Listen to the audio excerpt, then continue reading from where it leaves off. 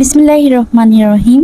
আসসালামু আলাইকুম ভিউয়ার্স, সবাইকে আবারও স্বাগত জানাচ্ছি এইচএসপি এগ্রিকালচারাল কিচেনের আরেকটি ব্লগ ভিডিও দেখার জন্য। ভিডিওর শুরুতে সবাইকে ওয়ার্ম ওয়েলকাম জানাতে আপনাদের সাথে আছি আমি নাহিদা। হয়তোবা আপনারা ভিডিওর ইন্ট্রো দেখে বুঝে গেছেন আজকে আমি আপনাদের সাথে তুর্কিশ মিল্ক কেকের রেসিপিটা শেয়ার করব এবং এটাকে ট্রেস লেচেস কেকও বলা হয়। তো তাও এই তুর্কিশ মিল্ক কেকটা একদম স্ক্র্যাচ থেকে আপনাদের তৈরি করে দেখাবো, তো অবশ্যই শেষ পর্যন্ত আমার সাথেই থাকবেন। আমি নাস্তার পরে এখানে আমার কিছু কাপড় চোপড় ছিল, এগুলো একটু আয়রন করে নিচ্ছি। আর আজকে রান্না বান্নাও দেখাবো না, কারণ আমি আজকে যেহেতু কেকটা তৈরি করব, রান্নাবান্নার ভিডিও প্লাস নাস্তার ভিডিও যদি দেখানো হয় সেক্ষেত্রে দেখা যাবে অনেক বেশি বড় হয়ে গেছে ভিডিওটা। এমনিতেই ভিডিওতে অনেক বড় হওয়ার কারণে ভিউজ কম হয়, তাই আজকে রান্নাবান্না স্কিপ করেছি। তো আজকে রান্নাও একদম সিম্পল, আলু দিয়ে ডিম রান্না করেছি। আর এই রেসিপিটা দেখতে চাইলে অবশ্যই আমাকে কমেন্ট করবেন, এটা অনেক বেশি মজার হয়। আজকে কোনো সবজি রান্না করিনি, শুধুমাত্র ডিম আলু দিয়ে আজকে খেয়ে নেব। তো এখানে হাজব্যান্ড আমরা দুপুরে রান্নাবান্না করে নিয়েছি, করে খেয়ে দিয়ে বিকালবেলা আমরা কেকটা তৈরি করব, সব কিছু রেডি করছি। এই মুহূর্তে আমার হাজব্যান্ড কিছু বাজার নিয়ে এসেছে, কাঁচা বাজার। তো এগুলো শুধু আমি খুলে খুলে একটু দেখেছি, ব্যাস, আর কিছুই করব না, এগুলো আবার রেখে দেব। আমি এখন এই কাঁচা বাজার কাটার মতো পরিস্থিতিতে নেই, আমার এখন কেক তৈরির ইচ্ছা হচ্ছে অনেক বেশি, তাই আমি এগুলো জাস্ট খুলে খুলে যার মানে নির্দিষ্ট একটা জায়গায় যারগুলা সেগুলো রেখে দিচ্ছি। যেমন মুরগি এনেছে একটা দেশি এবং একটা ফার্মের, সেগুলো ডিপ ফ্রিজে রেখে দেবো, একটু পলিথিনটা পাল্টে নেব, জাস্ট আর কিছুই না। কিছুদিন না, গত ব্লগে হয়তো আপনাদের সাথে শেয়ার করেছি বিস্কিট আর চানাচুর নিয়ে এসেছে, তো এটা আবার শেষ হয়ে গেছে। আমার ঘরে বিস্কিট আর চানাচুরটা একটু বেশি তাড়াতাড়ি শেষ হয়, কারণ নাস্তাটা আমি সবসময় একটু মানে ফাঁকিবাজি করে ফেলার চেষ্টা করি আর কি। নাস্তা আসলে পরোটা আর রুটি ডেলি ডেলি খেতে ইচ্ছে করে না, তাই জন্য একদম ফাঁকিবাজি হয়েতে বিস্কিট দিয়ে চালিয়ে দিই মাঝে মধ্যে। তো এই হলো অবস্থা। মাছ টাছ নিয়ে আসেনি, মুরগি নিয়ে এসেছে। এর আগে শিং মাছ নিয়ে এসেছিল, সেটা ভিডিও করা হয়নি, তো ওটা তো কেটে ধুয়ে রেখে দিয়েছি। আর এখানে ডাটা মাইরা, যেটাকে বলে ডাটার শাক, সেটা নিয়ে এসেছে, তো এগুলো আমি রেখে দিয়েছি ফ্রিজে। এখন আমি কেকটা তৈরি করব। আমি সব কিছুই আগে রেডি করে নিয়েছি, বের করে নিয়েছি। ডিমগুলো ফ্রিজে থাকলে আধা ঘন্টা আগে বের করে রাখতে হবে। তো এখানে আমি 4টা ডিম নিয়েছি। এই তুর্কিশ মিল্ক কেকটা অনেক বেশি মজার হয়, আর যারা ট্রাই করেছেন তারা হয়তো বা জানেন, আর যারা ট্রাই করেনি তাদেরকে বলবো অবশ্যই একবার হলো এই তুর্কিশ মিল্ক কেকটা ট্রাই করার। তো প্রথমে ডিমগুলো দিয়ে আমি মিডিয়াম স্পিডে একটু বিট করে নিচ্ছি, এরপর একটু লবণ দিয়ে দিয়েছি। আর এরপর আধা কাপই আমি চিনি দিচ্ছি।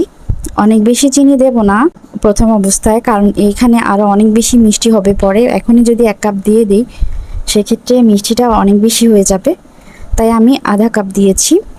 তো এটা ফোম করে নিয়েছি। আমি কুসুম সহ ডিম সবসময় বিট করি, আমি আলাদা করে বিট করতে অনেক বেশি ভেজালের মনে হয়, তাই আর কি। তো এখানে আমার ফোমটা হয়ে গেছে, এখন আমি এখানে 1/4 কাপের মতো তেল দিয়ে দিচ্ছি। আর এই ফোমটা দেখেন কত গুণে বেড়ে গেছে আর সাদা হয়ে গেছে। তো আমি এখন তেল দিয়ে দিয়েছি, তেলটা সয়াবিন তেল দিয়েছি 1/4 কাপ। আর একটু এসেন্স দিয়ে দিচ্ছি, বাটার এসেন্স। আপনারা এখানে চাইলে ভ্যানিলা এসেন্সও ইউজ করতে পারবেন, তবে আমার ঘরে বাটার এসেন্সটা বেশি যায়, তো আমি সেটাই দিচ্ছি।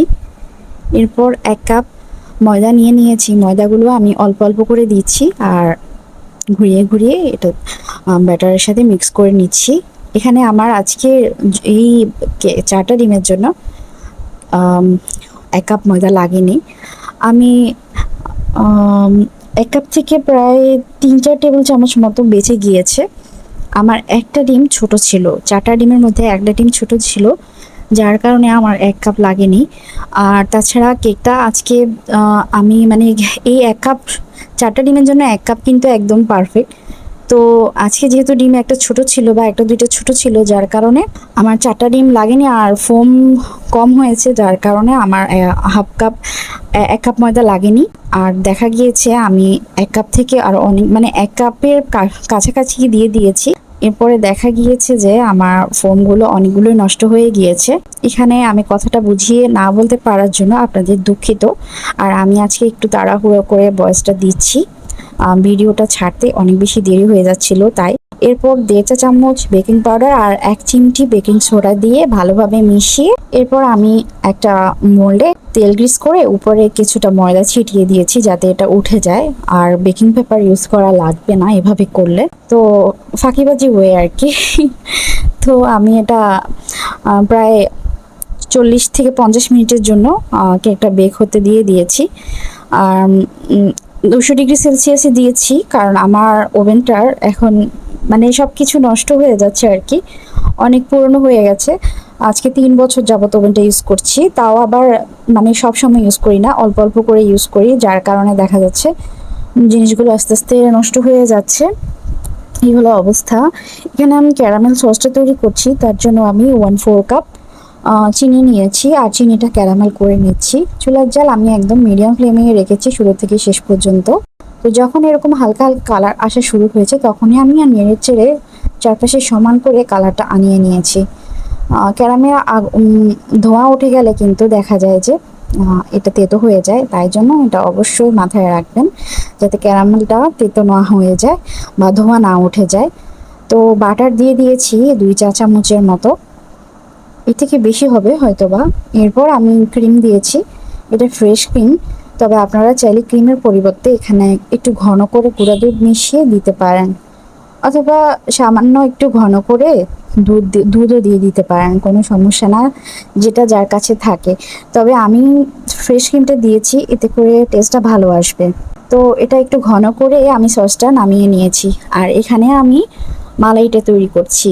মালাইটা একটু স্বাদ হওয়ার জন্য আমি এখানে ক্রিম দিয়েছি, হুইপ ক্রিম, যেটা হুইপ করা নেই, হুইপিং ক্রিমটা দিয়েছি 1/2 কাপের মতো। এরপরে 2 কাপ পানি দিয়েছি, 3-4 টেবিল চামচের মতো আমি গুঁড়া দুধ দিয়েছি। এরপর 1/2 কাপ কনডেন্স মিল্ক দিয়েছি। আপনারা চাইলে এটা একটু চুলাতেও তৈরি করে নিতে পারেন, সামান্য দুধ দিয়েও আপনারা তৈরি করতে পারেন, তবে এখানে 2 থেকে 3 কাপ দুধ কিন্তু লাগবেই এই স্পঞ্জটা একটু ভেজা ভেজা করার জন্য। যেহেতু মালাই কেক, তুর্কিশ মিল্ক কেক, তো মিল্ক তো থাকতেই হবে ভিতরে।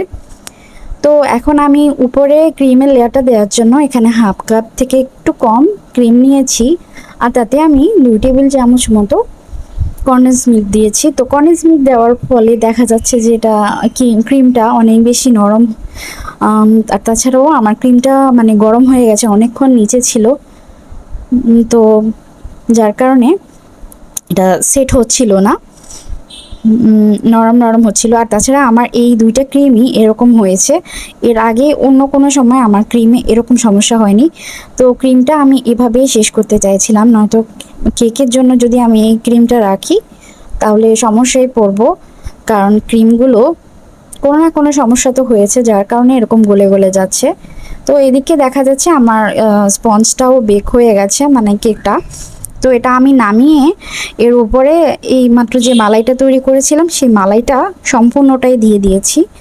এরপরও আমার মনে হচ্ছে যে নিচে মালাই কম গিয়েছে, আরও 1 কাপ মালাই দিতে পারলে আমার মনে হচ্ছে ভালো হতো।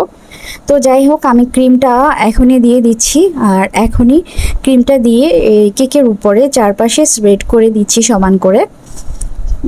তো যতটুকু হয়েছে আমি প্যালেট নাইফ দিয়ে সমান করে দিয়েছি। আর ক্রিমটা তো এমনিতেই নরম, তাই সমান তো হবে না। আর এরপর আমি সসটা দিয়ে দিচ্ছি। সসটা ঠান্ডা হওয়ার পর আরও ঘন হয়ে গেছে। ক্রিমটা দেওয়ার পর চেষ্টা করবেন অবশ্যই ফ্রিজে রাখতে আধা ঘন্টা, তাহলে দেখা যাবে ক্রিমটা শক্ত হয়ে যাবে। আর এরপরে সসটা দেবেন, ক্যারামেল সসটা, নয়তো এরকম হয়ে যাবে, উপরের লেয়ারটা সুন্দর লাগবে না। তো আমি সুন্দর করে একটু ডেকোরেশন করে দিচ্ছি, যার কারণে এরকম লম্বা লম্বা করে হুইপ ক্রিম দিয়ে টান দিয়ে দিয়েছি, আর এরপর শলা দিয়ে এভাবে করে একটু টেনে সুন্দর করে দিচ্ছি যাতে একটা নকশা হয়ে যায়, তার জন্য। তো যাই হোক, আমি আজকের ভিডিওতে আপনাদের কতটুকু বোঝাতে পেরেছি আমি জানি না, তবে আমি চেষ্টা করেছি। আর আমি আজকের ভয়েস ওভারটা 5 থেকে 6 মিনিটের মধ্যে কেন কিভাবে জানি না আমি শেষ করে ফেলেছি। 11 মিনিটের একটা ভয়েস ওভার আমি 5 মিনিটের মধ্যেই শেষ করে দিয়েছি। এটা কিভাবে সম্ভব? না, হয়তো বা 11 মিনিটই লেগেছে। আমার কাছে মনে হচ্ছে আমি অনেক দ্রুত আজকে ভয়েস ওভারটা করে ফেলেছি, নয়তো প্রতিদিন আমার আধা ঘন্টা লাগে এই ভয়েস ওভার করতে। তো যাই হোক, কেকটা কিন্তু অনেক অসাধারণ হয়েছে। আমার ছেলের বন্ধু, ও বসেছিল এই কেকটা ট্রাই করার জন্য। ও প্রাইভেট থেকে এসে এটা খাওয়ার জন্য একটু বসেছিল। তো ওর আম্মু বকা দিবে, তাই জন্য আমি একটু তাড়াহুড়ো করছিলাম, আসলে সেট করার সময় পাইনি, নয়তো উপরেরটা আরও লোভনীয় হতো। একটু যদি ফ্রিজে রাখতাম, এরপর ক্যারামেল সসটা দিতাম আর কি। তো যাই হোক, আমি কারো রিজিক নষ্ট করতে চাই না, তো ওকে ওটা দিয়ে দিয়েছি। আর আমার ছেলেকে বলছি তুই একটু ট্রাই কর। তো আমার ছেলে বলছিল এটা ঠান্ডা হলে খেতে ভালো লাগবে, এখন খাবো না। তো ভিডিওটা কেমন লাগলো অবশ্যই কমেন্ট করে জানাতে ভুলবেন না, আর ভালো লাগলে থামস আপ দিবেন।